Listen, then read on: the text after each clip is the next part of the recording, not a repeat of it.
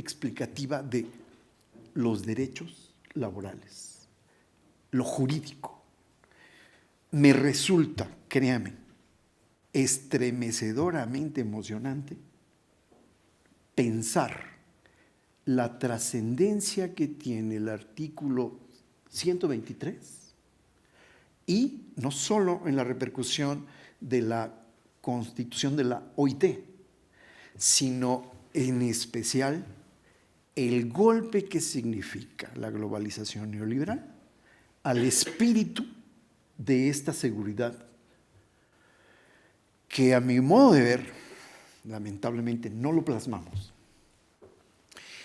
Tiene que ver con el hecho de que precisamente desde finales de los 80, el Instituto Mexicano del Seguro Social deja de ser este ente íntegro del bienestar. Y por ello, las grandes unidades del Seguro Social, en la idea del doctor Lucio, que se trae la idea de los franceses, debía constituirse en espacios para el deporte, espacios para el teatro, además de espacios para la atención nosocomial. Eso está en proceso de desmantelamiento. Perdón, en la reelaboración del texto, desde luego dedicaremos una considerable porción a la precisión de estas cosas. Y por eso expreso mi gratitud con todos los moretones de los chicotazos. Desde luego, va una enorme cantidad de las indicaciones también del doctor Cuauhtémoc. Las vamos a justipreciar, a recoger y a incorporar. Lo del título tímido en primer lugar. El texto nos llevó un buen rato. No hablo solo de tiempo, sino de discusiones entre nosotros. ¿Qué queda? ¿Qué se quita? ¿Qué se agrega? ¿Qué se modifica? En fin. Y entre ello, ya cuando teníamos el manuscrito final, dijimos, bueno, ¿y cómo le vamos a poner? Había un título muy, ¿cómo decirlo? Muy ambicioso, muy jactancioso. Y hubimos algunos que dijimos, lo que estamos haciendo es eso, un esbozo. Y creo que la finalidad es, con el paso, no del tiempo, sino de discusiones como esta. Y no solo entre especialistas de larga trayectoria, sino con estudiantes, con jóvenes que se están incorporando a esta visión, que son muy poquitos ahora en el mundo de la psicología. Con ellos habremos de construir, con el paso que espero no sean demasiados años, cuando menos para que me toque verlo, que esto se consolide, se expanda y sobre todo que se enraíce. Porque si algo hace falta, precisamente en esta época oscurantista del neoliberalismo, es que al menos quienes nos dedicamos a la docencia, quienes se dedican además a la investigación, no caigan en el reflujo que han caído la vida sindical y el cuidado médico sobre la integridad de quienes trabajan. Lamentablemente, este reflujo debe ser aprovechado en la penumbra de los cubículos, de las máquinas, para repensar de maneras que para nosotros esto es capital, de una manera crítica, no convencional. Muchas de las cosas que se han dicho sobre historia, definición del trabajo y en especial como el trabajo contemporáneo, y cuando digo contemporáneo estoy hablando de los siglos XIV, XV para acá, en especial de principios, finales del XIX, principios del XX, pero particularmente de una manera más incisiva, de los 80 para acá. El trabajo se ha convertido, ha dejado de ser lo que evolutivamente se reconoce como uno de los principales rasgos que han humanizado a los homínidos, y se ha convertido en una de las espadas de Damocles que, lejos de humanizar a los seres humanos, está dañándolos, está menoscabando su integridad vital.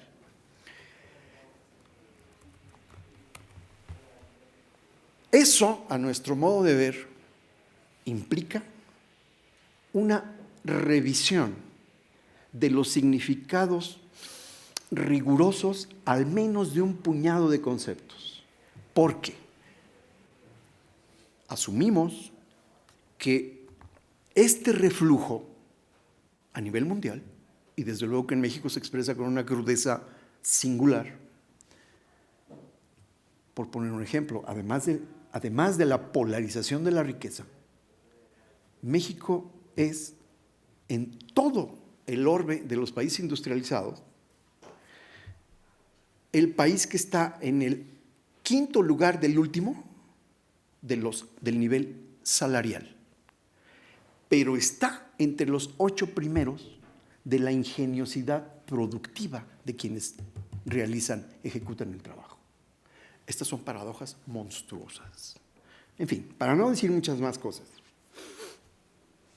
repito, una de las cosas que asumimos que se requiere para ver con mayor precisión y, como decía Marx, con mayor radicalidad, entendiendo que radicalidad es ir a las raíces, hay que someternos a una revisión de los significados conceptuales de los vocablos más comprometidos.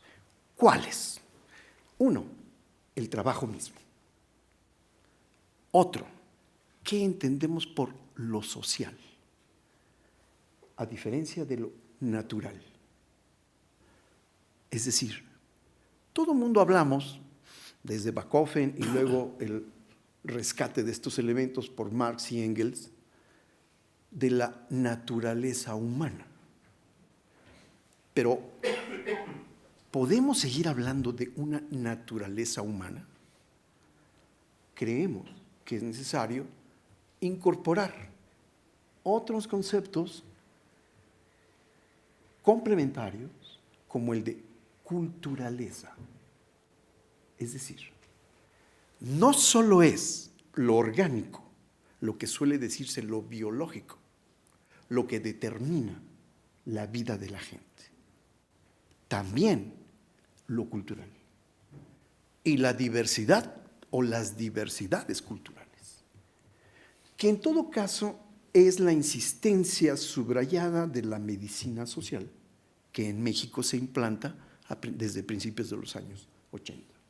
Exactamente con el empuje impetuoso, generalizante de la doctora Cristina Laurel y otros más, del doctor Fernando Osorio, por supuesto, entre otros más.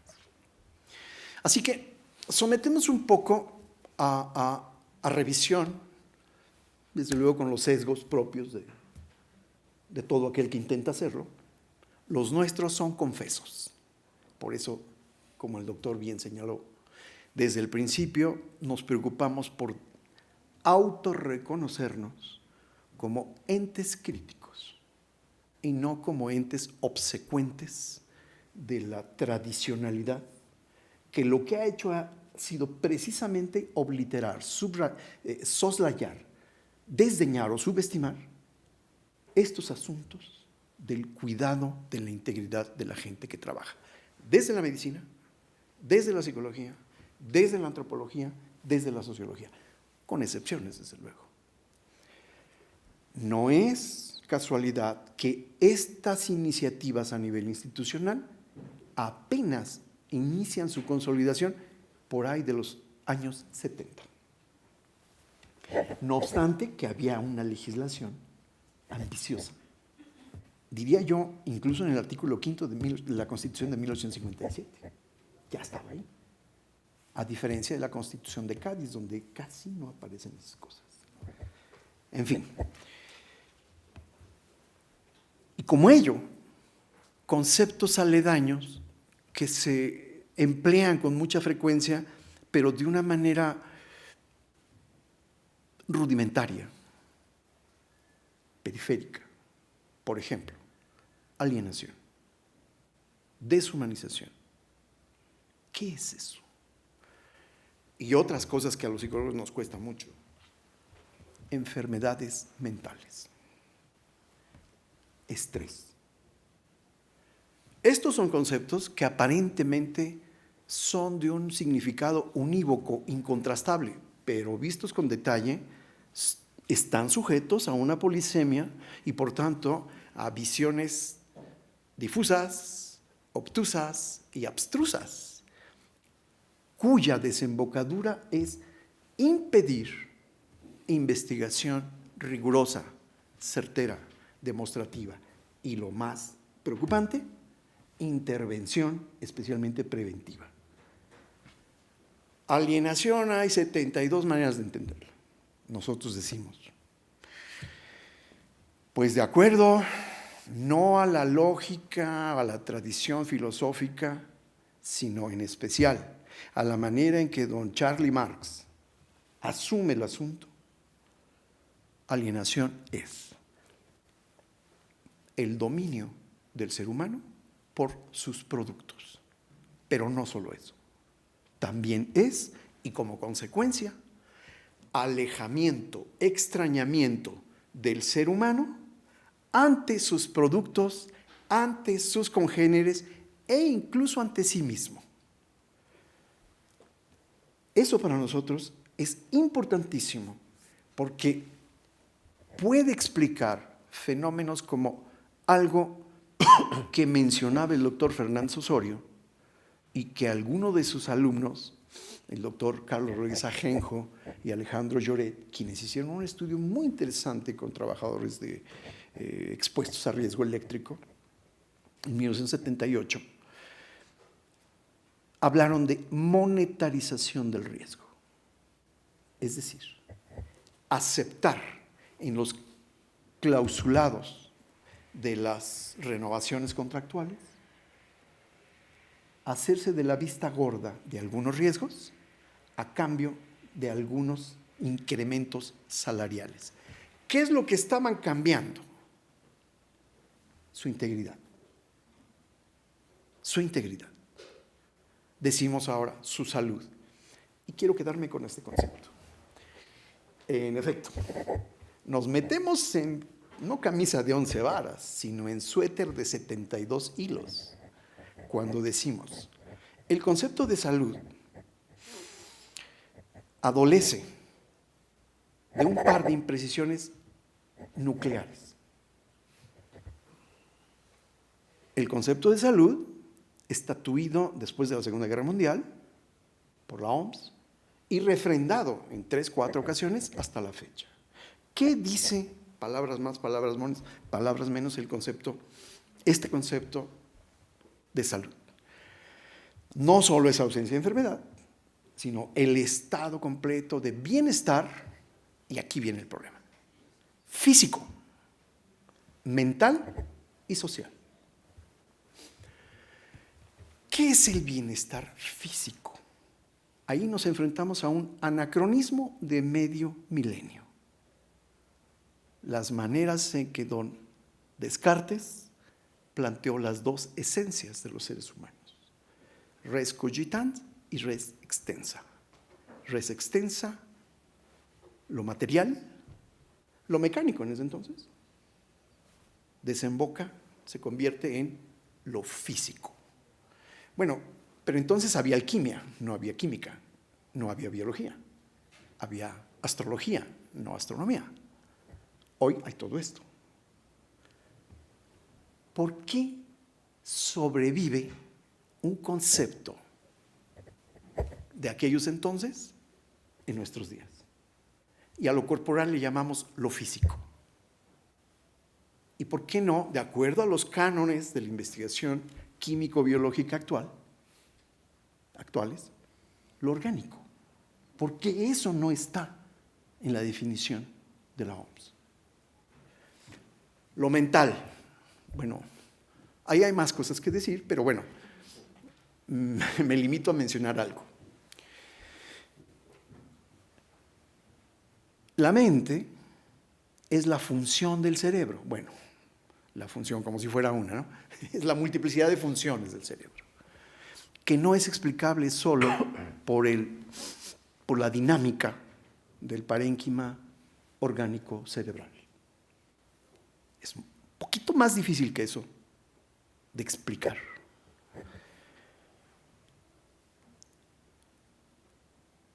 Y precisamente las confusiones alrededor del entendimiento de qué es la mente y la importación acrítica de hace más de 100 años, bueno, casi 100 años, de la psicología acerca del lenguaje médico, ha llevado al exceso de hablar de enfermedades de la función cerebral y no enfermedades del cerebro.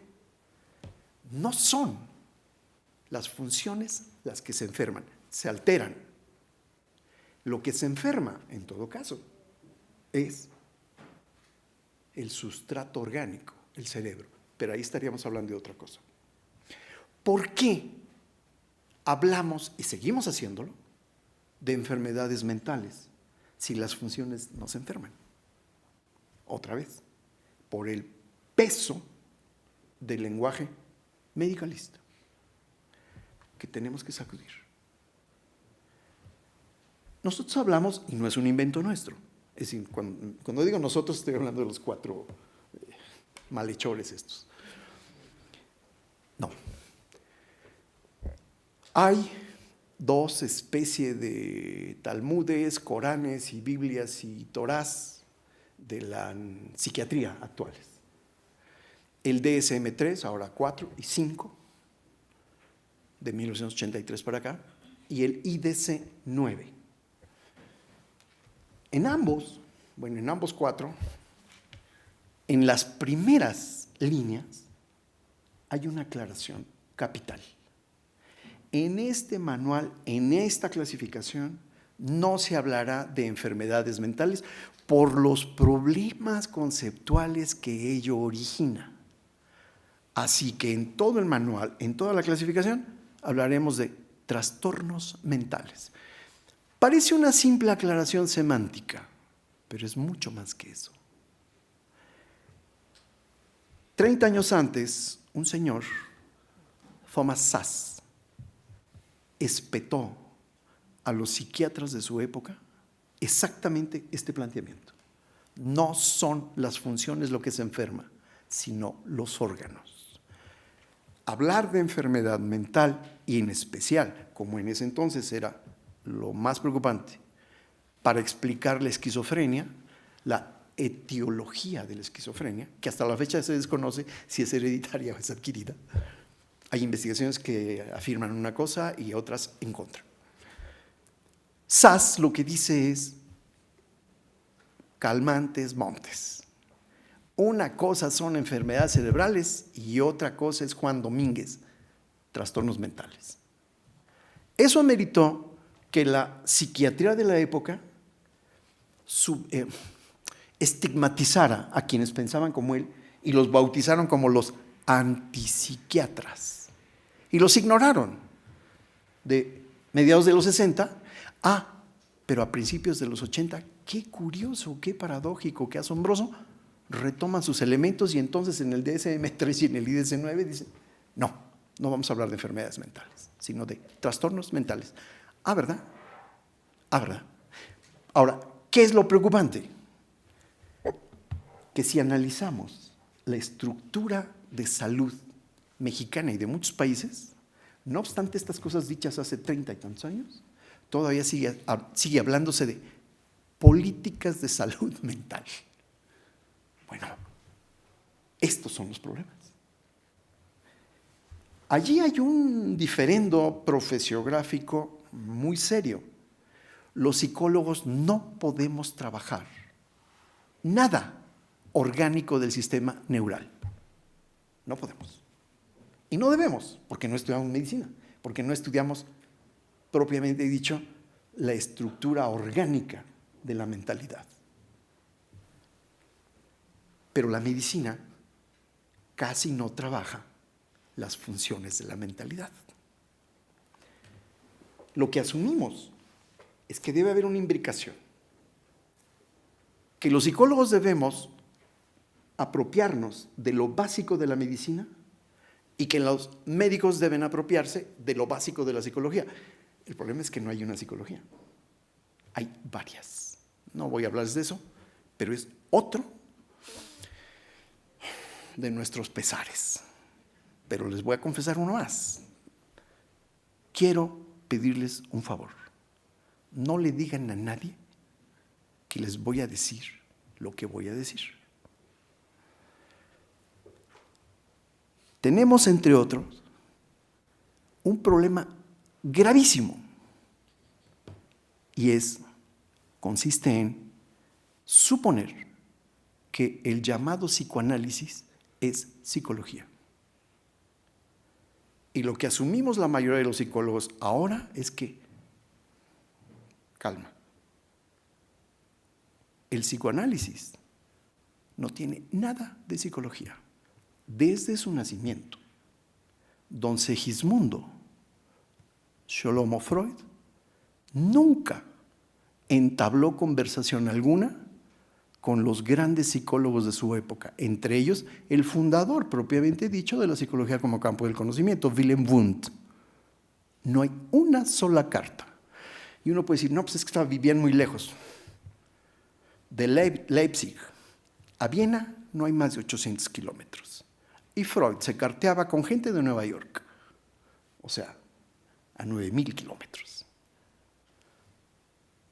Y todavía se sigue diciendo hoy que el padre de la psicología es Sigmund Freud. Sigmund es el nombre que él se cambió en el registro civil para que se oyera más chic, más cool. Su nombre era Sigismund. Es como decir aquí, pues en vez de Nepomuceno me voy a poner Nepomucent. Bueno, así que, psicologías, con este otro problema, que creemos todavía que el padre de la psicología es don Segismundo.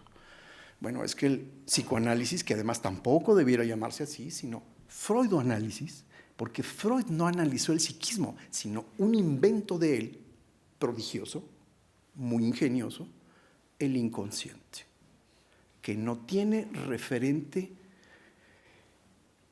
objetual, empírico, material, orgánico, cósico, ninguno.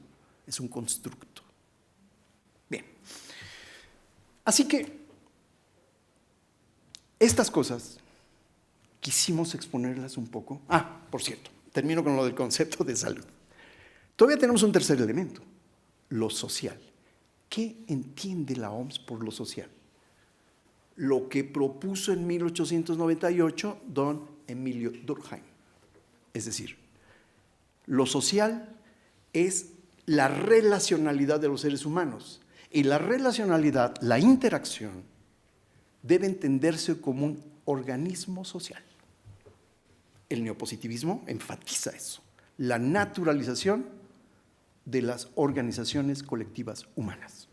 Deben verse, decía Durkheim, con la misma óptica que la biología, la química y la física observan a sus objetos de estudio.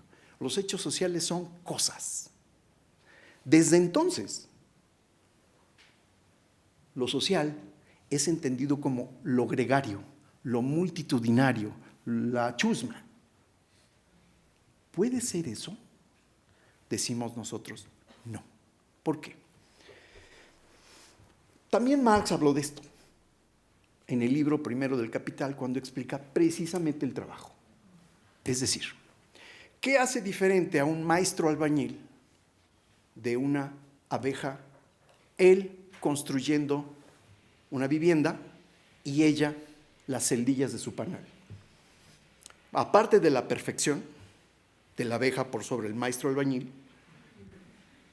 la diferencia no es esa, sino, Marx plantea, que la abeja no necesita, antes de iniciar la construcción de las celdillas, de un plan para construirlas. Lo hace como un acto instintual heredado, que no requiere aprendizajes. Pero el maestro albañil, antes de poner el segundo ladrillo sobre el primero, lo hace desde una idea previa de cuál es el final de la construcción. En eso consiste, decía Marx, la esencia del trabajo humano.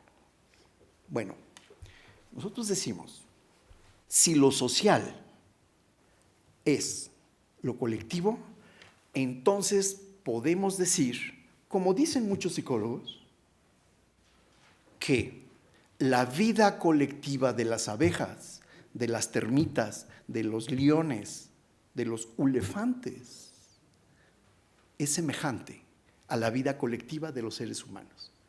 Y preguntamos, ¿en serio?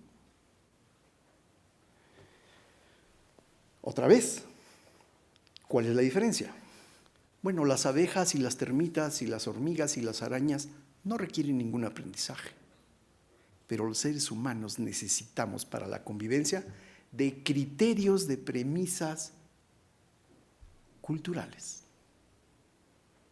Eso es lo que norma con mayor rango de amplitud, de cobertura, lo que hacemos y lo que dejamos de hacer.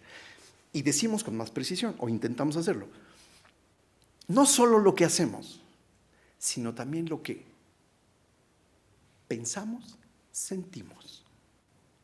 Esto para nosotros es otra cosa que ameritaba decir algo un poco menos laxo que como habitual, clásicamente, se plantea. Es decir, cuando hablamos de eso que llamamos lo mental, no solo podemos hablar de lo cognitivo, de lo ideacional, sino también de afectos, de sentimientos. No voy a meterme en Honduras con cosas muy novedosas que plantean que no es lo mismo hablar de emociones que de sentimientos. No insistan, no voy a hablar de eso. Pero, repito que si nosotros decimos que lo social es solo lo convivencial, estamos homologando la vida colectiva humana a la vida colectiva animal. Y eso no se puede porque una enorme proporción de las especies animales no rigen su vida colectiva por criterios aprendidos, sino por actos instintuales y reflejos genéticamente depositados en cada generación. Los seres humanos no. No. Esto está muy emparentado con el asunto de los valores, pero tampoco me voy a meter a hablar de eso. Así que nosotros decimos, salud, por esa razón, es solo el bienestar orgánico, porque hay otras dos dimensiones del bienestar genérico, el bienestar mental y, en tercer lugar, el bienestar convivencial. Pero la medicina, bendito sea Dios porque la medicina abarca mucho, no tiene por qué abarcar el ámbito de la convivencialidad, ni necesariamente el ámbito o los ámbitos de la mentalidad.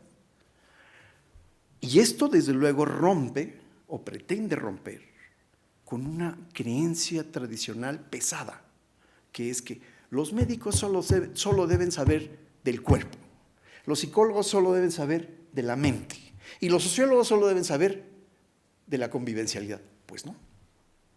No. Creemos que hay que rescatar mucho de la actividad epistémica integral que caracterizaba a los grandes pensadores de la Grecia clásica. Pensadores, entre comillas, porque no eran solo pensadores, eran poetas, eran literatos, eran políticos. Digo, este hombre de los números, ¿cómo se llamaba? Pitágoras. No, el otro. Bueno, ganó el pentatlón. O sea, no era cualquier profesor de psicología. En fin, creo que hay que ser como Carl Sagan fue durante los últimos 40 años de su vida. Un hombre epistémico, que a pesar de ser un físico un astrofísico, sabía de televisión, sabía de cine, sabía de pintura, sabía de música, sabía de rock, y sabía de televisión, y sabía de biología, y sabía de matemáticas, y sabía, en fin, un hombre epistémico. Creo que esa es la aspiración. Creemos nosotros que tenemos que establecer un vínculo horizontal intersecante. Y entonces dejar de ser especialistas unos de lo mental, dejar de ser superespecialistas de la convivencialidad, etc. Creemos que precisamente una de las dos razones del fracaso del gran, noble proyecto de Almata 1978, Salud para Todos en el año 2000, una de las dos razones poderosas del fracaso fue la implantación de este concepto grandotote de salud de la OMS. ¿Quiénes estuvieron al frente de todas las iniciativas en los 121 países en que se implantó el plan Salud para Todos en el año 2000? Médicos. ¿Y cuáles son las razones del fracaso? Se puede decir mucho. Y por cierto, en la literatura de la revisión del 2000 para acá, casi no hay textos autocríticos. Casi no hay. Una de las razones es este uso grandotote de salud. Y la otra razón, desde luego, es la aplicación de los modelos de ajuste, precisamente del neoliberalismo, que se originan en el consenso de Washington y que se reafirman en el consenso de Londres en 2003-2004. O sea, los estados adelgazados y, por tanto, los proyectos genéricos de salud recortados. En fin, yo digo, en realidad, hoy podríamos decir a 17 años de distancia, que ese no debe haberse denominado salud para todos en el año 2000, sino salud para todos en 2000 años. Pero bueno, en fin, este es el intento de este texto. Ofrecer, en primer lugar, a nuestros alumnos un amasijo de ideas que no son originales, solo que están reunidas de una manera no convencional y crítica. Eso es lo único. Lo demás, cualquier cosa que ustedes vean, cualquier palabra, ha sido mencionada, propuesta, teorizada por mucha gente. Lo único, reitero, nuestro es el intento por plantearlo de una manera hilvanada críticamente. Y reitero también que el otro propósito es interactuar con quienes saben mucho más que nosotros de estos temas para nutrirnos de sus zarandeos, de sus… Quieres ser, pero no eres. Bueno, pero eso queremos, que nos den zarandeadas y claro, discutirlas, por supuesto, porque si no es a base de discusiones, de controversias, no hay avance. Y si no hay precisión sobre aquello que hacemos, aquello que haremos seguirá siendo insuficiente. Y lo que está de por medio es cómo enfocamos los daños que el trabajo actual produce, se asocian a el bienestar menoscabado de quienes realizan el trabajo. Esa es, desde hace muchos años, una preocupación nuestra y que, por desgracia, en nuestra ciencia y disciplina casi no preocupa, porque la principal finalidad de los psicólogos laborales del trabajo industriales es maximizar la productividad del trabajador, despreocupándose de si eso menoscaba su integridad, no solo orgánica, sino mental, psíquica. Mil gracias.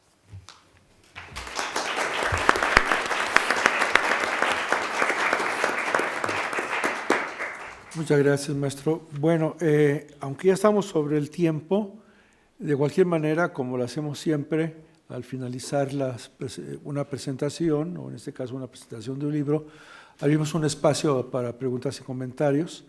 Y entonces, quien quiera hacer algún comentario, alguna pregunta, sí, Lupita. Bueno, yo no he leído el libro, aunque sé un poco cuál es la corriente de algunos autores. Nos conocemos, somos viejos lobos del mar en este tema.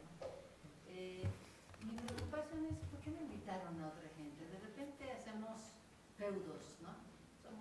Tendemos a ser muy feudales. Los psicólogos con los psicólogos, los médicos con los médicos, los abogados. No aprendemos a colectivizar ni a colaborar. Entonces, lo que sucede con esos productos a veces es que tienen ese dominio más de un área que otra y no dan el todo. No ven el árbol, no ven el bosque, ven solo el árbol. Entonces, por los comentarios que han hecho los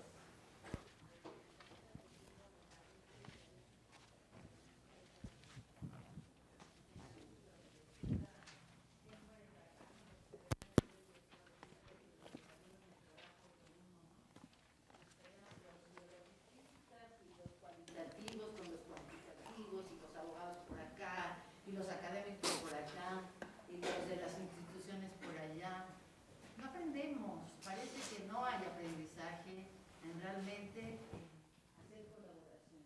Y el libro es un reflejo, me parece, desde una perspectiva sin haberlo leído, solo con los comentaristas y porque solo son psicólogos los que plantean esta situación, como si entonces no hay que invitar a los médicos, ni a los del trabajo, ni a los abogados, porque pues entonces nosotros queremos discernir porque somos los que sabemos de este tema, porque somos los sociales, porque somos la neta del planeta, ¿no?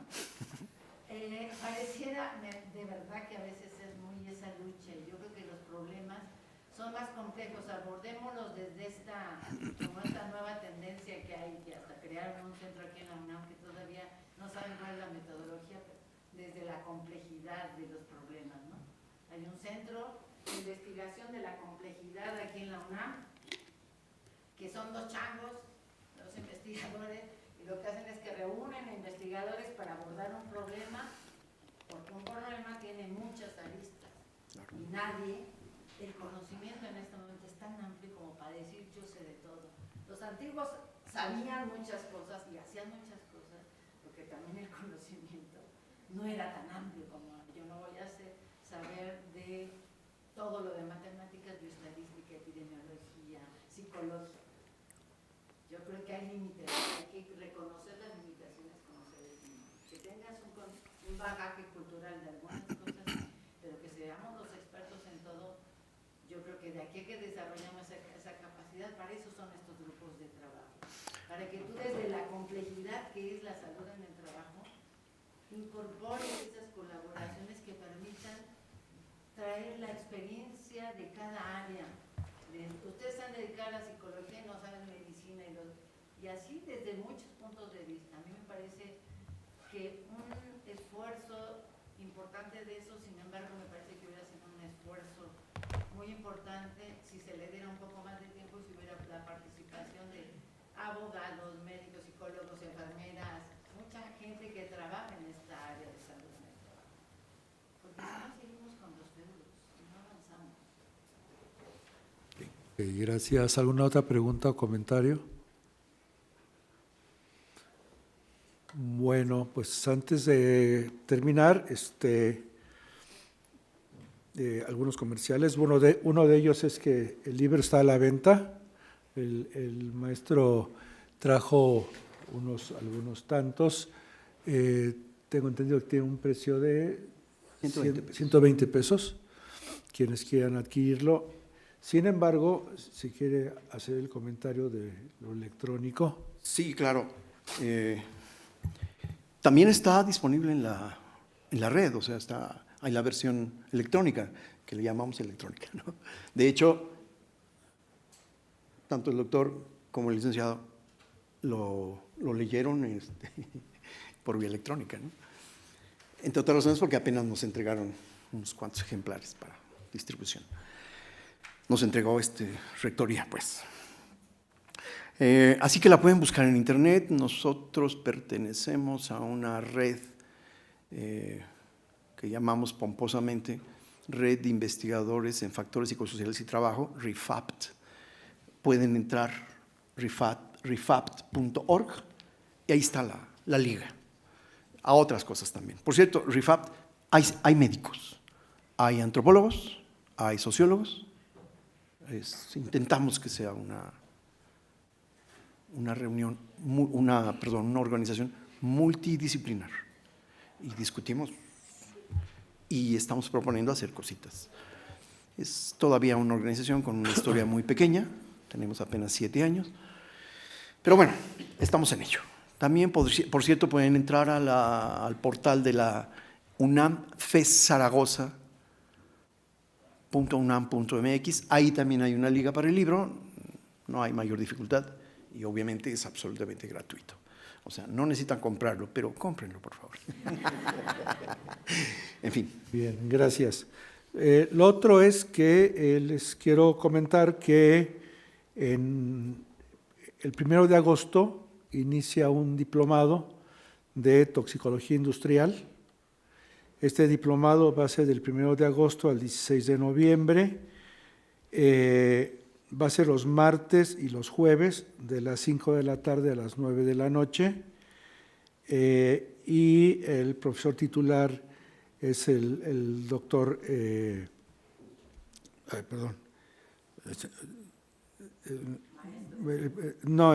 doctor Francisco Antonio Mercado. ¿Maestro? Sí, tiene razón. Pero como es médico, doctor, ¿no? Bueno, el maestro Francisco Antonio Mercado. Sí, claro.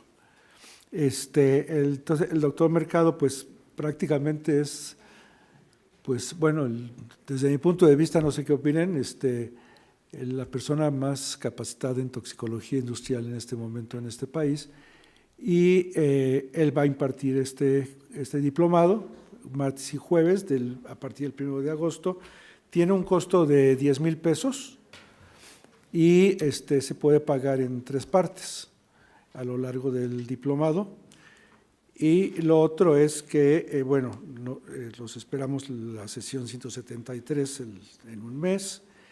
Y nada más el comentarles que, a la salida hay una cortesía, hay galletas y unas botellitas de agua, quienes gusten, adelante. Y desde luego, pues agradecer a cada uno de los participantes de esta presentación su participación.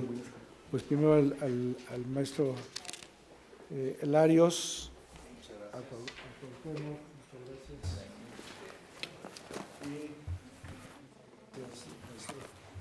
Gracias. Nos vemos en un mes. Gracias, buenas noches.